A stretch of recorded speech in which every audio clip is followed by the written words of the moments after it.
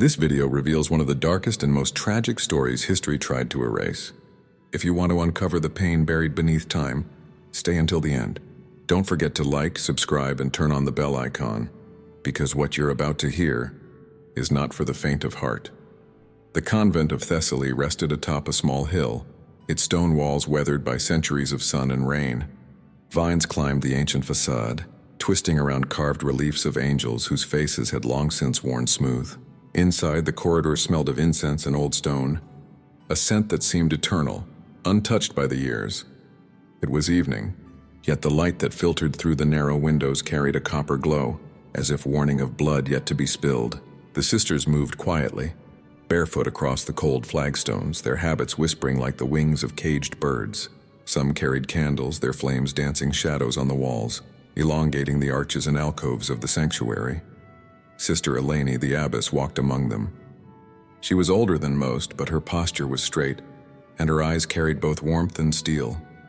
She paused at each sister, placing a hand lightly on a shoulder, offering a whisper of reassurance. "My children," she murmured, "keep your vows in your hearts, for soon only silence will remain." The words were meant to comfort, but even she could not disguise the tremor in her voice. The sisters nodded, some gripping their rosaries tighter, others closing their eyes, imagining the last flames of their convent burning far behind them. The air outside was alive with tension. Smoke rose from distant villages, painting the horizon in shades of red and gray. The faint sound of hooves and barking orders carried across the valley, a signal that the Ottoman army had already crossed the mountains. Inside, the sisters gathered in the chapel, their usual chants reduced to hushed whispers. They prayed together, yet each voice bore the weight of fear. Some prayed for protection, some for courage, and some for death before dishonor. The chapel was their sanctuary, but tonight it felt fragile, like glass under the hammer of fate. Candles flickered, threatening to go out in the draft that swept through the open windows. The air smelled faintly of crushed lilies and old wax, but underneath it lingered the scent of smoke from the villages below, a harbinger they could not ignore. Sister Magdalena, a young nun with a soft voice and quick hands, knelt by the altar. Her lips moved in silent psalms, barely audible over the pounding of her own heartbeat. She looked at the faces of her sisters, some pale, some clenched with terror, and thought of the life they had all chosen here, a life devoted to prayer, to service, to silence. And now, all of it seemed fragile, destined to shatter. Sister Eleni took a deep breath and placed a hand on the cold stone of the altar. "I have walked these halls for decades," she said, her voice stronger now, "and I have never seen such darkness approach. But remember, fear is only the shadow. Faith is the light." Outside, the first raindrops began to fall, pattering against the roof like timid fingers.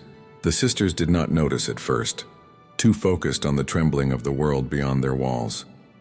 Then the sound grew, until the rain became a drumbeat on the stone, matching the urgency in their hearts. As darkness fell, the convent seemed to hold its breath. Every candle became a small defiance, every whisper a rebellion against the unknown, every heartbeat a fragile assertion that they still existed, still remembered, still prayed. And then from the hill below came the first distant cries. Human voices, loud and commanding, carried on the wind. The abbess stood, her hand clutching her rosary. She looked at the sisters and whispered, "Soon we will see if our prayers are strong enough to survive the storm." In the silence that followed, even the wind seemed to pause.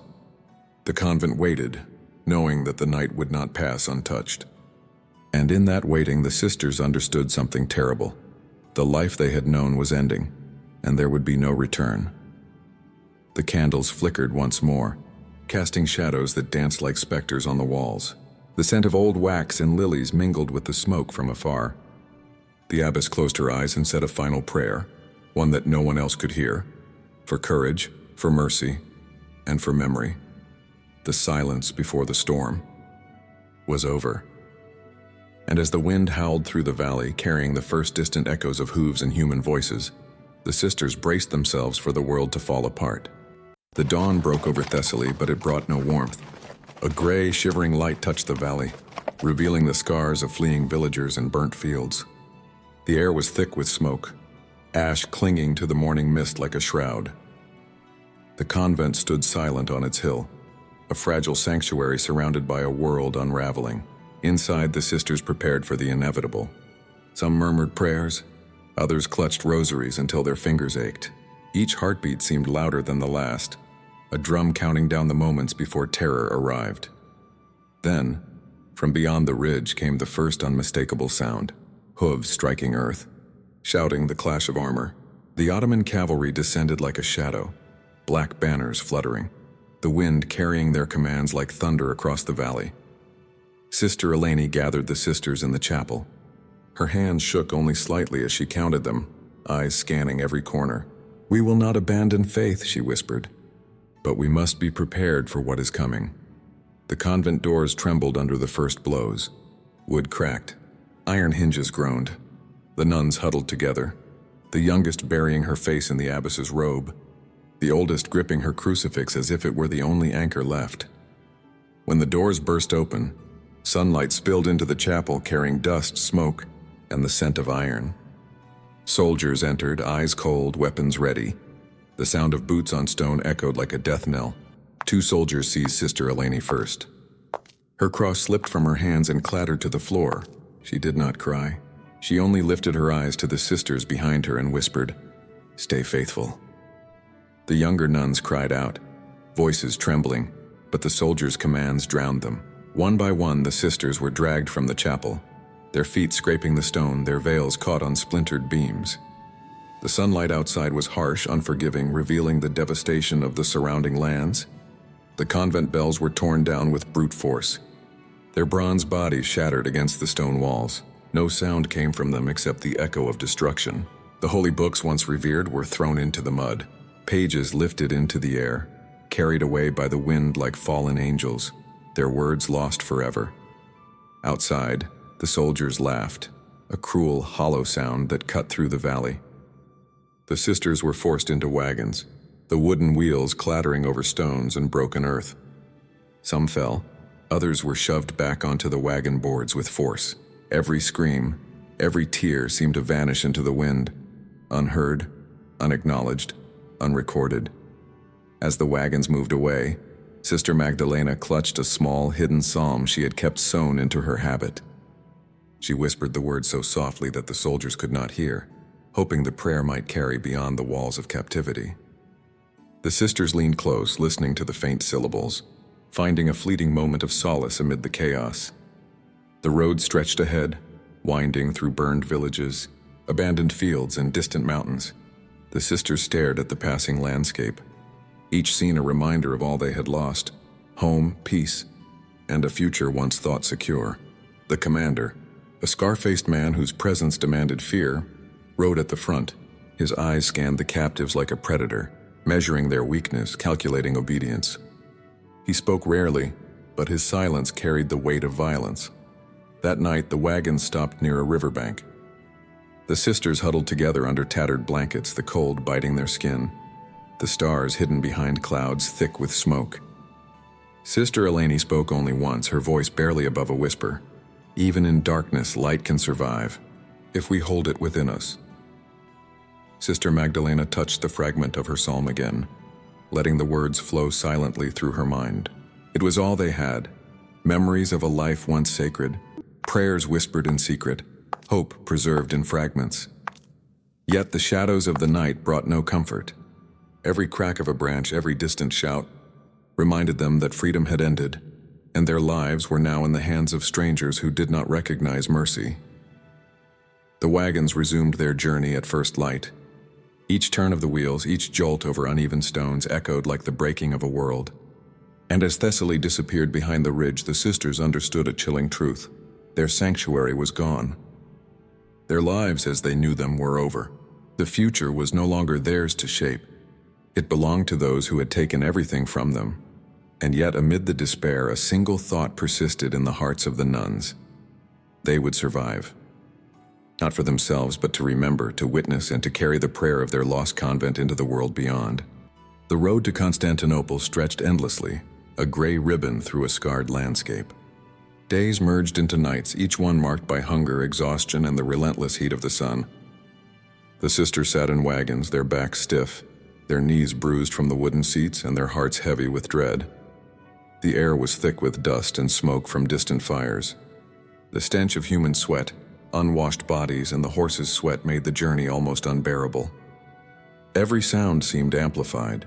The creak of wagon wheels, the rattle of chains, the crack of a whip in the distance. Sister Magdalena kept her psalm hidden, tracing the inked letters with trembling fingers. It was small, nearly illegible, yet sacred, a fragment of hope amid despair. She whispered the words silently, letting the rhythm of the prayer anchor her in a world that had gone mad.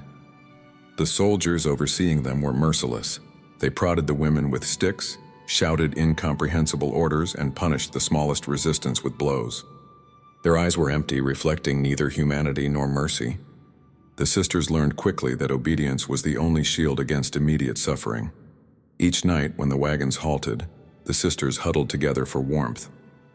Some cried softly, some prayed silently, some simply stared into the darkness, imagining the convent's chapel, the smell of burning wax, the sound of bells that would never ring again. Sister Eleni tried to maintain their spirits. She encouraged whispered prayers and quiet songs, careful not to attract the soldiers' attention.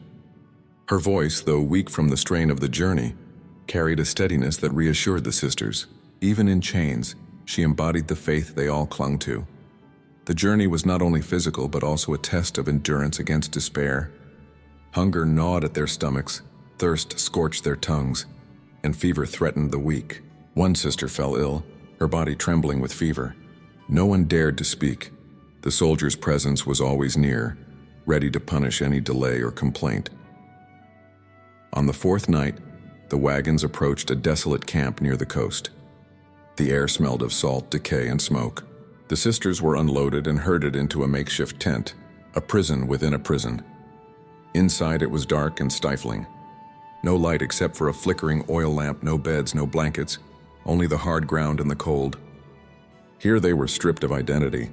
Names were replaced by numbers, gestures replaced by commands, prayers replaced by silence. Sister Magdalena sat beside Sister Eleni, her small hands folded over the psalm. She whispered, "We must remember. That is all we can do." The abbess nodded, eyes heavy with sorrow. "Memory is our sanctuary now," she said. "And our prayers and even whispered are shields no one can touch." Days passed, indistinguishable from nights. The soldiers came and went, issuing orders, laughing cruelly, punishing those who faltered. Some sisters began to break, their eyes hollow, their voices gone. But even in the darkest moments, a spark of resilience remained. One evening, as the sun sank behind the sea, Sister Magdalena dared to lift her voice in a psalm. The others joined silently, mouthing words no soldier could hear. The air trembled with their whispers, a fragile chorus of defiance. It was the first time in weeks that the sisters felt themselves alive, even if only in memory. The ships awaiting them to carry them to Constantinople were rotting, their hulls creaking ominously. Boarding them was like stepping into coffins. The sea roared against the wood as if warning them of the horrors to come. Sister Eleni stood at the bow of one ship, looking at the distant horizon. "I have led you this far," she whispered, "but we must endure still. Our prayers, our memories, and our faith, they are all that remain." The waves slammed against the hull, carrying their fragile vessel toward a city they had once thought distant and holy. But now Constantinople loomed like a prison, its golden spires gleaming with cruelty rather than light. The sisters felt the weight of the world on their shoulders. Their sanctuary had vanished, and all that remained was survival and the memory of what they had lost. The wind carried the faintest echoes of bells from far away, perhaps a memory, perhaps a dream. For the sisters, every sound, every movement, every whisper was a reminder. They were alive, but their souls were being tested.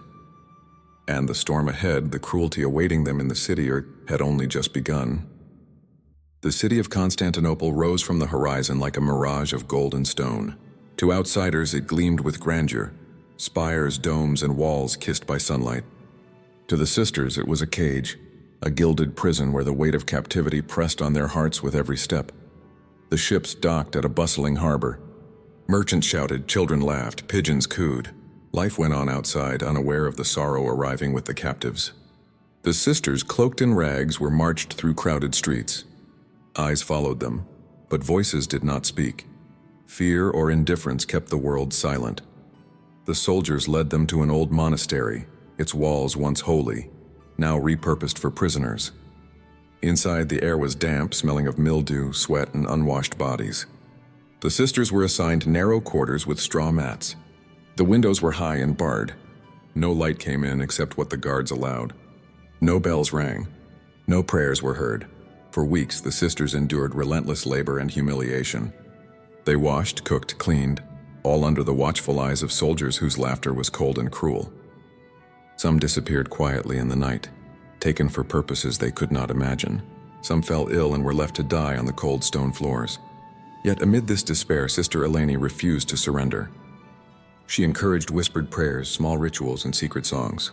Even in chains, she reminded the sisters of their identity, of their vows, and of the lives they had led before this darkness. Sister Magdalena clutched her fragment of psalm like a lifeline. Each night when the guards slept, she would draw the faded letters closer, tracing them with trembling fingers. Sometimes she sang them softly, letting the words rise like a ghost of the chapel they had lost. The others joined, careful to remain silent, but the psalm carried their faith, their defiance, and their memory. Time lost meaning. Days bled into nights. The sisters began to blend into the shadows of the monastery, becoming silent specters in a city that had no place for them. Conversations were dangerous. Laughter was impossible. Even fear had to be muted to avoid punishment. Some nights, Sister Eleni would sit alone by the window bars, staring at the distant horizon. Her voice barely audible, she whispered to the wind, "Remember us. Remember our prayers. Remember who we were." Her words floated into the night, unheard but unbroken. The city changed around them. New buildings rose, merchants came and went, and life continued, indifferent to the suffering within the monastery walls. Yet inside, the sisters' hearts clung to memory like a fragile ember. They remembered the convent, the olive trees, the flickering candles, the songs that once filled the air. Months passed. The sisters grew thinner, their hands calloused, their voices hoarse. Yet they survived, some out of faith, some out of stubborn defiance, and some simply because there was no other choice. Sister Magdalena began documenting in secret. On scraps of parchment hidden in her habit, she recorded the names of the sisters, their prayers, their small acts of courage. These notes were fragile, almost invisible, but they were a testament and a promise that they would not be forgotten. And as she wrote, she whispered the Psalms, letting them rise into the empty halls, a choir of memory, of resilience, of prayer, one that no soldier could silence. Even in captivity they lived. Even in despair they remembered. Even in silence their voices endured. The monastery, once a place of holy devotion, had become a tomb for the living. Yet through it all, the sisters' faith survived, fragile, hidden, but unbroken. The wind blew through the broken arches at night. It carried whispers of the convent they had lost, of prayers once sung aloud, and of lives that refused to be erased. Years passed in silence, each day folding into the next like a shadow stretching across a wall. The sisters who had survived Constantinople carried their pain quietly, their bodies weakened, their hearts heavy, but their spirits, fragile yet unbroken, endured. The city outside pulsed with life. Merchants shouted, children played, pigeons cooed in the squares. To outsiders, all was as it had always been. But within the walls of the monastery turned prison, time had stopped. The sisters' world was measured in whispers, footsteps, and the faint rustle of straw beneath their worn feet. Sister Magdalena had become the keeper of memory. The psalm she had saved from the ashes of their convent now filled her nights with quiet courage. She copied it onto scraps of parchment, hiding them in the folds of her habit under floorboards and behind loose stones in the walls. Every word, every letter was a lifeline, a tether to the world they had lost. Sister Eleni, older now, her hair silvered with grief, still moved among them like a quiet flame. Her voice was soft, but when she spoke, it carried the weight of centuries. "Faith is more than prayer," she whispered one evening. "It is memory. It is endurance. It is the proof that we existed, that we suffered, that we resisted." Over the years, the convent in Thessaly crumbled to ruin. Olive trees overtook its walls. Wildflowers grew where prayers once rose. The bells were gone. The chapel lay in ashes, the bricks scattered by wind and rain. Yet in the hearts of the surviving sisters it remained alive, a sanctuary preserved in memory. The surviving sisters were few. Some had died of illness, some had vanished, and some had broken under cruelty. But the living carried a weight far greater than chains or hunger, the burden of remembering those who had been lost. When Sister Magdalena finally passed, she did so quietly, under the olive trees that once surrounded her convent. Her hands rested over the psalm she had carried for decades. Her lips moved in a silent prayer, and her eyes closed with the knowledge that their story had survived. Buried without ceremony, she left behind no tombstone. No cross marked her grave, only the earth and the whisper of wind. Centuries later, when historians excavated the ruins of the old monastery, they discovered the fragments of parchment she had hidden. The faded letters, almost erased by time, still carried the psalms of a lost convent. The ink had blurred, yet the words endured. Though I walk through the valley of the shadow of death, I will fear no evil. Through those fragile words, the sisters' existence was proven. Through the whispers of parchment and memory, their courage spoke across centuries. And when the wind blows through the ruins of Thessaly, some say you can still hear the faint murmur of voices. A choir of women who once prayed aloud, who suffered, who resisted, and who refused to be forgotten. History had tried to erase them. Time had tried to silence them. But memory prevailed, and now as you sit here listening, you remember them too. Because some stories do not end with death. They live in those who dare to remember. They live in whispers, in winds, in the faint echoes of prayers long silenced. They live in you.